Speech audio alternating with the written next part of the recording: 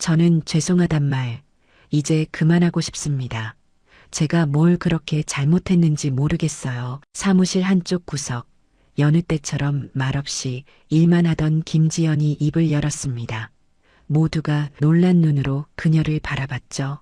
평소처럼 다 젖을 줄 알았던 조용한 막내가 그날만큼은 목소리를 냈습니다. 누구보다 늦게 퇴근하고 누구보다 열심히 일했지만 돌아오는 건 무시와 비웃음뿐.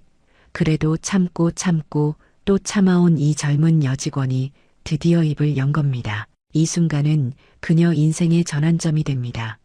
그 전에 잠깐 이 영상이 마음에 드셨다면 구독과 좋아요 부탁드립니다. 그럼 지금부터 시작되는 이야기 속으로 함께 들어가 볼까요? 사무실 한쪽 구석, 늘 조용히 자리에 앉아 묵묵히 일만 하던 김지연이 고개를 들고 입을 열었습니다. 저는 죄송하단 말, 이제 그만하고 싶습니다. 제가 뭘 그렇게 잘못했는지 모르겠어요. 순간 회의실 안이 싸늘해졌고 그녀의 말에 놀란 눈으로 직원들이 고개를 돌렸습니다. 부장인 박대호는 손에 들고 있던 회의 자료를 탁 내려놓더니 코웃음을 쳤습니다. 뭐라고? 지연 씨가 뭘 잘못했는지 모르겠다고. 그 목소리에는 분명한 경멸과 비웃음이 섞여 있었죠. 다른 직원들은 고개를 숙이거나 시선을 피했고 김지연은 잠시 눈을 감은 뒤 다시 눈을 뜨고 조용히 말을 이었습니다. 매일 아침 일찍 나와서 사무실 청소하고 회의 준비하고 커피 내리는 것도 저였고 밤늦게까지 남아서 원고 정리한 것도 저였습니다. 그런데 왜 매번 잘못은 저만 하는 겁니까? 그 말에 정적이 흘렀습니다. 지연은 손끝이 떨리는 걸 억지로 감추며 말했습니다. 전 그냥 일하러 온 건데 사람 취급도 못 받는 기분이에요. 지연이 입사한 지는 이제 2년이 다 되어가고 있었습니다. 이 회사는 출판사를 표방하고 있었지만 대부분은 외주 편집과 유통으로 수익을 내는 중소기업이었습니다. 대표인 남국현은 책을 사랑한다며 회사를 운영했지만 사실은 출판보다는 돈에 더 관심이 많았고 회사 분위기도 그와 닮아 있었습니다. 위계질서가 강했고 나이 많은 상사들의 입김이 세서 후배들이 자리를 잡기 어려운 곳이었죠. 특히 여직원은 더 그랬습니다. 젊고 말 잘 듣는 여직원이 좋다며 대놓고 말하던 사람들이었으니까요. 김지연은 처음 입사했을 땐 기대가 컸습니다.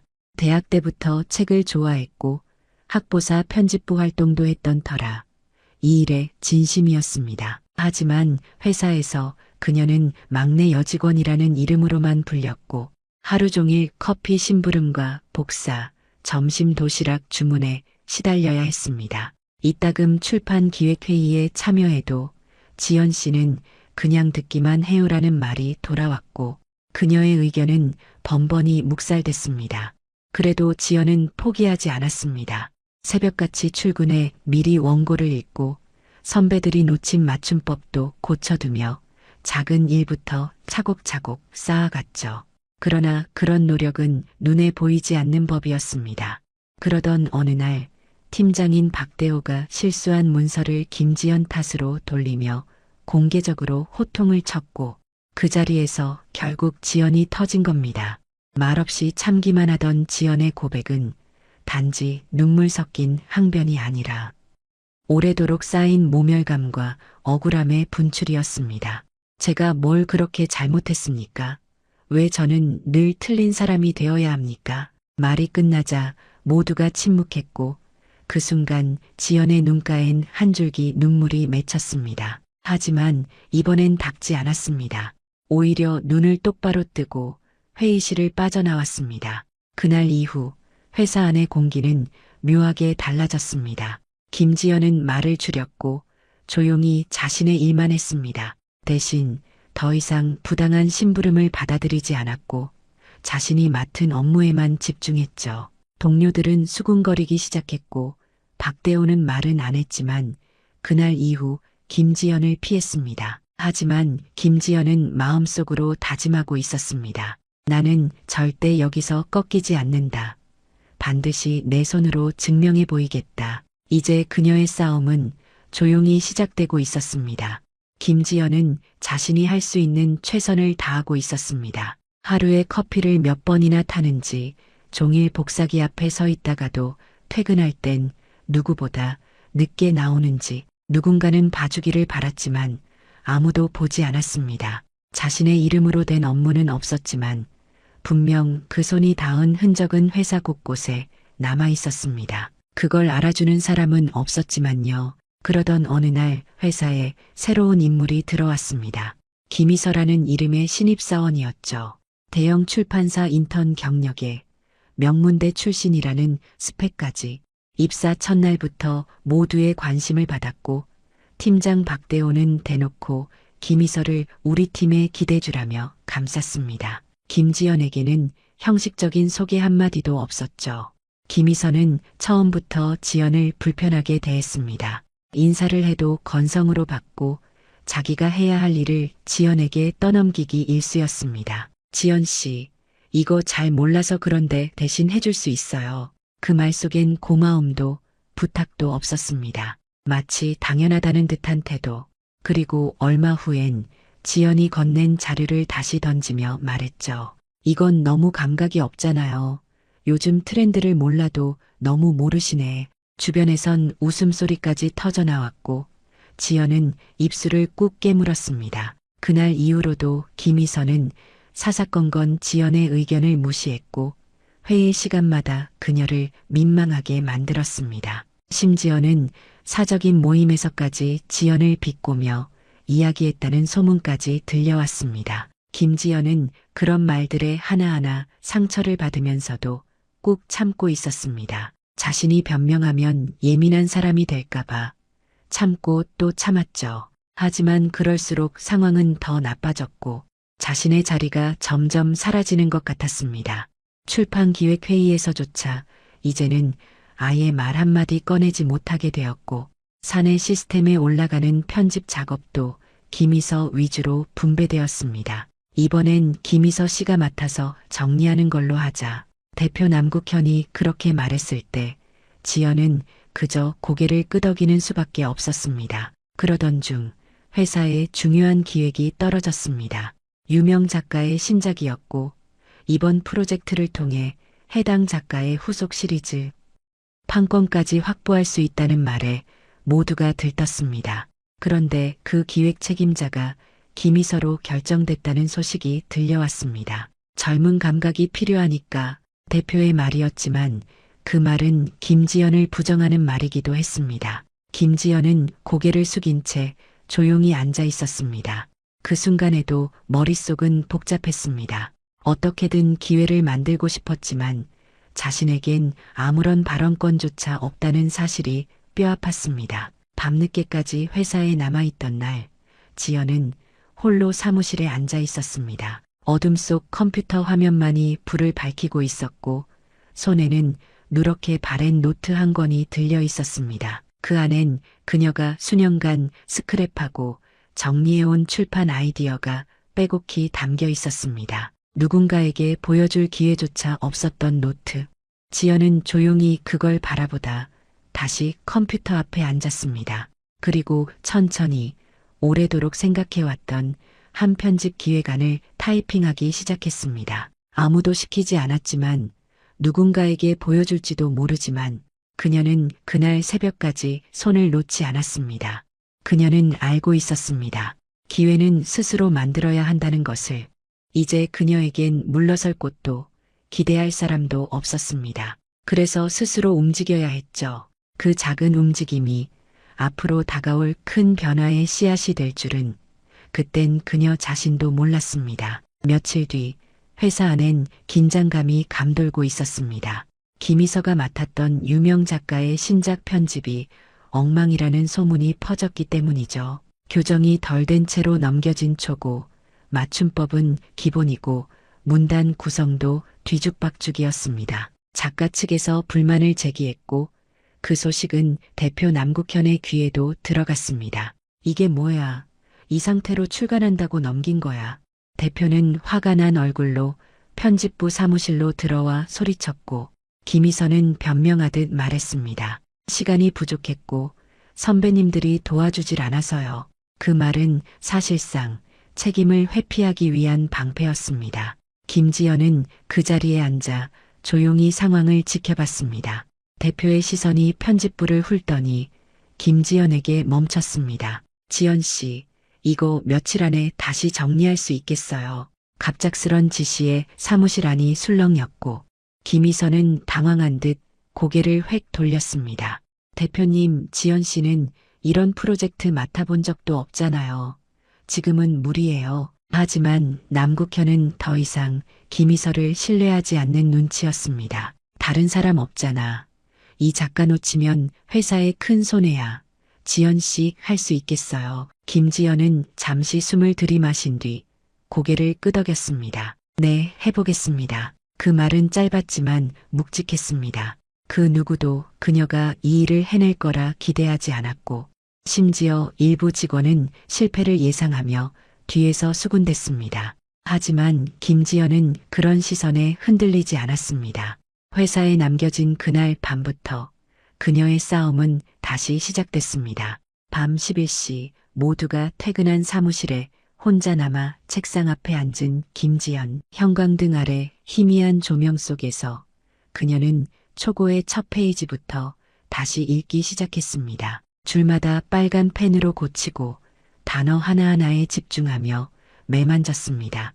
언제부터였는지도 모르게 눈이 시큰해졌지만 그녀는 멈추지 않았습니다. 잠시 손을 멈추고 노트를 꺼냈습니다. 며칠 전 밤새워 적어두었던 기획안이 담긴 노트. 그 안의 메모를 다시 꺼내 초고와 비교하며 작가의 의도를 읽고 문장 구조를 바로잡아갔습니다. 시간이 지나자 새벽 3시를 알리는 시계 초침이 울렸습니다. 지연은 붓펜을 내려놓고 스트레칭을 하며 창밖을 바라봤습니다. 회사의 불빛은 오직 그녀 책상 하나뿐이었습니다. 그 순간 자신이 왜 여기까지 버텨왔는지, 왜 그렇게 무시당하면서도 떠나지 않았는지 이유가 또렷하게 가슴을 찔렀습니다. 누군가에게 인정받고 싶었던 게 아니었습니다. 스스로의 꿈을 버릴 수 없었기 때문이었습니다. 좋은 책을 만들고 싶다는 그 마음 하나, 그게 김지연을 여기까지 이끌어온 힘이었죠.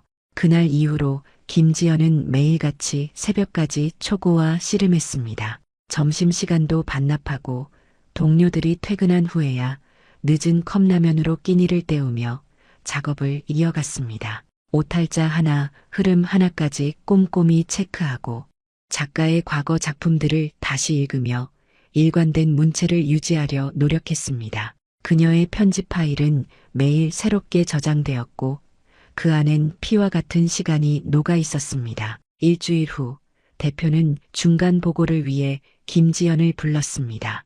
어디 보자. 얼마나 정리가 됐는지. 대표는 무표정한 얼굴로 그녀가 건넨 인쇄물을 넘겨봤고 잠시 후 고개를 들고는 짧게 말했습니다. 이거 괜찮은데. 그 한마디에 김지연은 아무 말도 하지 않았지만 두 손 안에 있던 볼펜을 더욱 꽉 쥐었습니다. 그 말을 들으려고 얼마나 긴 밤을 보내왔는지 지금까지 단 한 번도 들을 수 없었던 그 말. 괜찮다는 단어가 그렇게 가슴을 찌르듯 들어왔습니다. 그 순간부터 사무실의 분위기는 조금씩 바뀌기 시작했습니다. 동료들은 김지연을 바라보는 시선이 달라졌고 김희선은 며칠째 말이 없었습니다. 아무도 예상하지 못했던 일, 묵묵히 일만 하던 김지연이 회사의 위기를 구한 겁니다. 하지만 이건 아직 시작일 뿐이었습니다. 진짜 전환점은 바로 다음에 찾아오게 됩니다. 프로젝트를 마친 뒤 김지연의 이름이 처음으로 회사 안에서 오르내리기 시작했습니다. 지연 씨가 저걸 다 했다고 솔직히 예상 못했지 않아요. 동료들 사이에서는 조용한 탄성이 터져나왔고 심지어는 과묵하던 디자이너 정대성까지 말을 건넸습니다. 저 편집 너무 잘 됐더라고요. 누가 했나 했는데 지연 씨였네요. 그 말 한마디에 김지연은 웃지도 못하고 고개만 끄덕였습니다. 기쁘면서도 왠지 낯선 감정. 이제껏 누군가가 자신의 일을 알아주는 순간은 단 한 번도 없었기에 그녀는 어떻게 반응해야 할지조차 익숙하지 않았습니다. 그날 오후 작가 측에서 전화가 왔습니다. 이번 원고 편집해 주신 분 누구냐고 꼭 전해달라고 하시네요. 비서실에서 전한 말에 대표 남국현은 잠시 놀란 듯 말없이 서류를 뒤적였습니다. 잠시 후 대표는 편집부 회의실로 김지연을 불렀습니다. 그곳에는 이사회 멤버 중 한 명인 부대표와 팀장 박대호도 자리하고 있었죠. 남국현은 조용히 김지연 앞에 서류 한 장을 내밀었습니다. 그건 정식 책임 편집자 임명장이었습니다. 이번 프로젝트 결과가 좋았어요. 작가 쪽에서도 고맙다는 연락이 왔고요. 앞으로는 이런 일 맡을 수 있겠죠. 김지연은 한참 동안 아무 말 없이 그 종이를 바라봤습니다. 그 작은 종이 한 장이 지금껏 받아본 어떤 말보다도 큰 의미로 다가왔습니다. 단순히 명함에 찍힐 직함 때문이 아니었습니다. 자신이 해온 노력이 드디어 이름을 갖게 된 순간이었기 때문이었습니다. 네, 맡아보겠습니다. 조용히 내뱉은 그 말에 회의실은 잠시 정적에 휩싸였고 부대표는 미소를 띠며 말했습니다. 젊은 사람이 묵묵히 일하는 게 보기 좋네요. 앞으로도 기대하겠습니다. 그 말이 빈말인지 진심인지 따질 여유도 없었습니다. 그저 김지연은 오래도록 억눌렀던 감정이 속에서 울컥 올라오는 걸 꾹 참고 고개를 숙였습니다. 회의가 끝나고 사무실로 돌아오자 팀장 박대호가 말을 걸었습니다. 이번 일 잘해줘서 고맙네. 나도 많이 배웠어. 언제나 무시하듯 굴던 그 입에서 고맙다는 말이 나올 줄은 몰랐습니다. 김지연은 멍한 얼굴로 대답했습니다. 아닙니다. 저야말로 많이 배웠습니다. 그 말을 하고 나서야 비로소 마음 한켠이 조금 가벼워졌습니다. 하지만 모든 이가 그녀의 성공을 반기진 않았습니다. 김희선은 그날 이후로 자주 결근하기 시작했고 사무실에 나와도 말이 없고 회의 시간에도 참여하지 않았습니다. 누구보다 빠르게 주목받았던 사람. 하지만 그 안엔 실력보다는 말솜씨와 외모, 그리고 배경이 자리하고 있었던 겁니다. 반면 김지연은 묵묵히 자신의 자리에서 자신을 증명했을 뿐이었습니다. 며칠 뒤 김희선은 조용히 사직서를 내고 떠났습니다. 별다른 인사도 없이 직원 한 명이 놓고 간 우산처럼 그렇게 자리를 비웠습니다. 그리고 그 자리에 김지연의 이름이 정식으로 새겨졌습니다. 책임 편집자 김지연.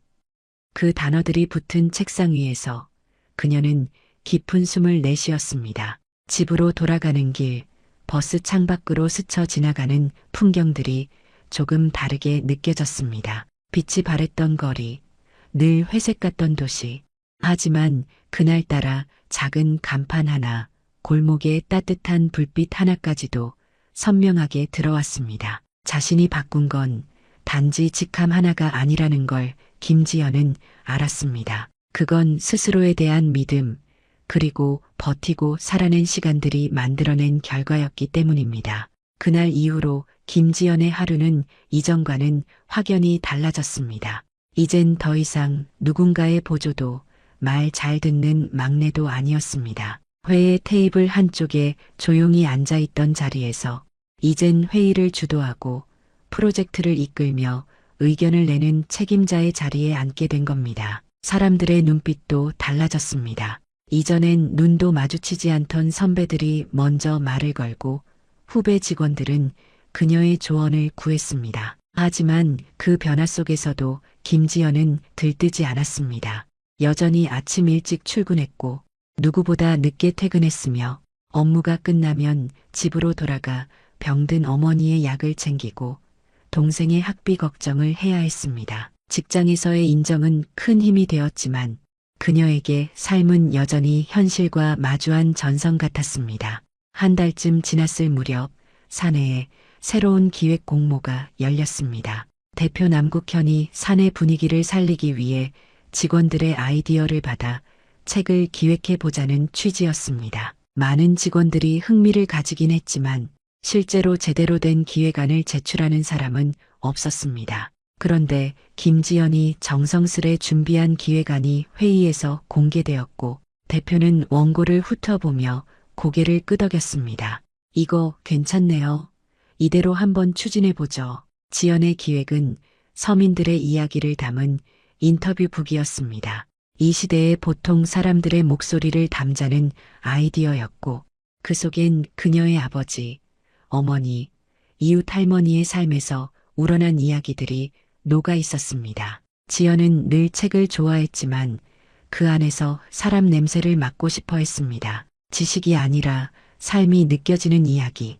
그게 그녀가 추구하는 출판의 모습이었기 때문입니다.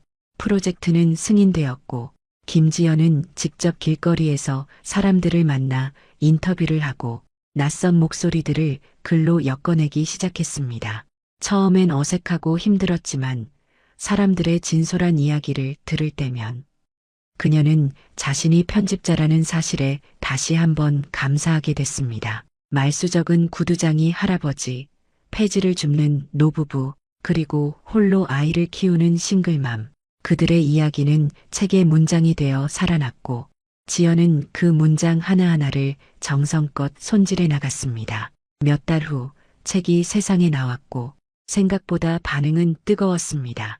온라인 서점 리뷰에는 이런 책을 만들어줘서 고맙다는 글이 이어졌고 한 방송 프로그램에서 소개되기까지 했습니다. 출판사는 오랜만에 활기를 띠었고 대표 남국현은 회의 자리에서 정색을 하며 말했습니다. 김지연 씨, 이번 책은 진짜 잘했어요. 이런 감각 있는 기획이 우리 회사에도 있었다니 새삼 놀랐어요. 그 말에 웃음을 터뜨린 직원들이 있었지만 지연은 조용히 고개를 숙였습니다. 감사하지만 이제야 자신의 진심이 닿았다는 생각이 들었기 때문입니다. 단지 성공해서가 아니라 이 책이 정말 필요한 사람들에게 닿았다는 사실이 무엇보다도 큰 의미로 다가왔던 겁니다.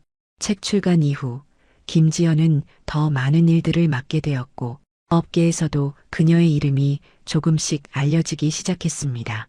작은 회사의 책임 편집자, 그러나 누구보다 사람 이야기에 진심인 편집자, 그게 김지연을 설명하는 새로운 문장이 되었던 것입니다. 몇 해 전만 해도 김지연은 늘 자신을 숨기듯 살았습니다. 말수가 적었고 어떤 일이 생겨도 쉽게 나서지 않았으며 혼자 감당하고 혼자 울고 혼자 견뎌내는 게 당연하다고 여겼습니다. 그러나 이제 그녀는 바뀌어 있었습니다. 누군가의 뒤에 서 있던 사람이 이젠 누군가의 앞에서 길을 안내하고 있었던 겁니다. 책 출간 이후 김지연은 작은 강연에 초대받기 시작했습니다. 한 지방도서관에서 열린 편집자의 삶이라는 주제의 강연에서 그녀는 오랜만에 청중 앞에 섰고 낯선 눈빛을 마주한 채 마이크를 잡았습니다. 처음엔 떨려서 손이 조금 흔들렸지만 입을 열자 조용히 흐르던 그녀의 목소리가 청중들 사이로 스며들기 시작했습니다. 편집자는 화려한 직업이 아닙니다. 대부분의 시간은 고치고 지우고 다시 쓰는 과정이에요. 하지만 그 안에 사람의 삶이 담겨 있기에 그 과정을 사랑하지 않을 수 없습니다. 그날 강연이 끝난 뒤 한 할머니가 그녀에게 다가와 말했습니다. 아가씨, 말 참 곱게 하네요. 나도 당신 같은 딸 있었으면 좋았을걸. 그 말에 김지연은 웃으면서도 왈칵 눈물이 솟구치는 걸 간신히 참았습니다. 그녀는 지금껏 살아오면서 자신이 누군가에게 위로가 된 적이 없다고 생각했거든요. 회사에서도 김지연의 입지는 단단해졌습니다. 더 이상 무시하는 사람은 없었고 신입 직원들은 그녀를 선배님이라 부르며 따랐습니다. 어느 날 출근길에 지하철 안에서 한 청년이 읽고 있는 책 표지를 본 순간 지연은 멈춰섰습니다. 그건 바로 자신이 기획하고 편집했던 책이었습니다. 얼굴은 알지 못했지만 그 청년이 책장을 넘기는 그 손끝이 너무도 진지해서 지연은 눈물이 고일 뻔했습니다. 그토록 바라던 순간이었습니다. 누군가의 삶을 담아낸 글이 또 다른 누군가의 가슴에 닿는 순간, 그때서야 비로소 아, 내가 편집자가 되었구나. 그 실감이 났던 겁니다. 그날 밤 지연은 어머니가 계신 병원으로 향했습니다. 손엔 조용히 선물 포장된 책 한 권이 들려 있었죠. 병실 안에서 어머니는 지친 얼굴로 그녀를 맞았지만 책을 건네받은 뒤 떨리는 손으로 한 장 한 장을 넘기며 말했습니다. 지연아, 너 이름이 여기 있네. 이거 내가 만든 책이니. 지연은 대답 대신 고개를 끄덕였고 어머니는 미소를 지었습니다. 그래, 우리 딸 잘 컸다. 참 잘했다. 그 말 한마디에 지연은 이제껏 들었던 어떤 말보다 더 큰 위로를 받았습니다. 그날 밤 병실을 나와 어두운 복도를 걷던 지연은 잠시 발을 멈추고 창문 밖 밤하늘을 바라봤습니다. 수많은 도시의 불빛 아래서 자신 같은 이름 없는 사람들도 누군가의 이야기를 쓰고 살아내고 꿈을 꾸고 있겠지요. 그들과 함께였기에 버틸 수 있었고 이제 자신도 그런 이야기를 지켜주는 사람이 될 수 있다는 사실이 무척이나 감사했습니다. 지연의 삶은 여전히 바쁘고 가끔은 버겁기도 합니다. 하지만 더는 고개를 숙이지 않습니다. 그녀는 자신이 이 자리에 오기까지 얼마나 많은 눈물을 참았는지, 얼마나 많은 밤을 견뎌냈는지, 그 모든 걸 가슴속 깊이 새기며 살아갑니다. 그리고 오늘도 누군가의 문장을 정성스레 다듬으며 생각합니다. 어디선가 누군가는 이 글을 읽고 위로받을 수 있겠지. 그게 바로 김지연이 지켜가고 싶은 삶이었습니다. 오늘 이야기를 들어주셔서 감사합니다. 영상 보시고 느끼신 감정 댓글로 함께 나눠주세요. 여러분의 한마디가 누군가에겐 큰 위로가 될 수 있습니다. 영상이 마음에 드셨다면 구독과 좋아요, 응원 부탁드립니다. 오늘도 귀한 시간 내어주시고 끝까지 시청해주신 구독자, 시청자 여러분 진심으로 감사드립니다. 항상 건강하세요.